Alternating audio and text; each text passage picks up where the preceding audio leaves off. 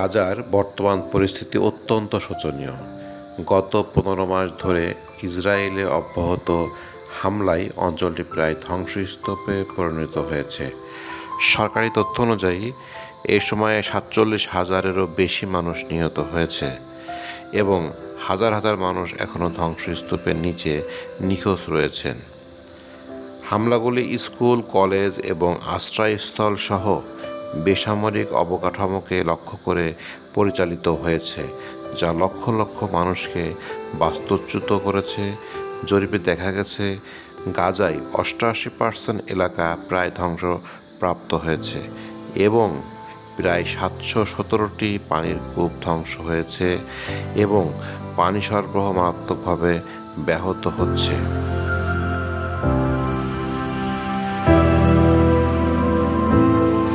এই মানবিক সংকটের মধ্যে নারীরা এবং শিশুরা সবচেয়ে বেশি ভুক্তভোগী। মোট নিহতদের মধ্যে ৭০% নারী ও শিশু, যার মধ্যে ৭০,৮০০ জন শিশু এবং ১২,২৯৮ জন নারী রয়েছেন। স্বাস্থ্যসেবা খাতে ব্যাপক ক্ষয়ক্ষতি হয়েছে। ১৬২টি মেডিকেল স্থাপনা আক্রান্ত হয়েছে, যার ফলে ৩৪টি হাসপাতাল এবং ৮০টি স্বাস্থ্যকেন্দ্র অকেজো হয়ে পড়েছে।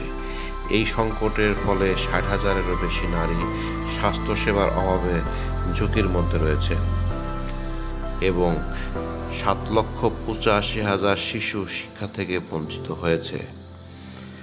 গাজায় জনগণের বর্তমান মারাত্মক খাদ্য সংকটের সম্মুখীন।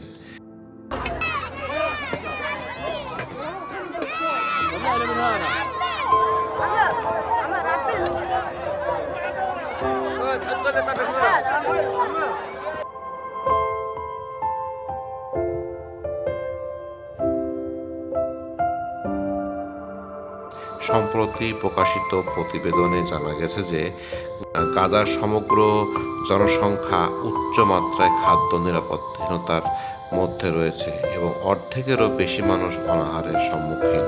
বিশেষ করে উত্তর গাজায় দুর্ভিক্ষ আসন্ন বলে আশঙ্কা করা হচ্ছে।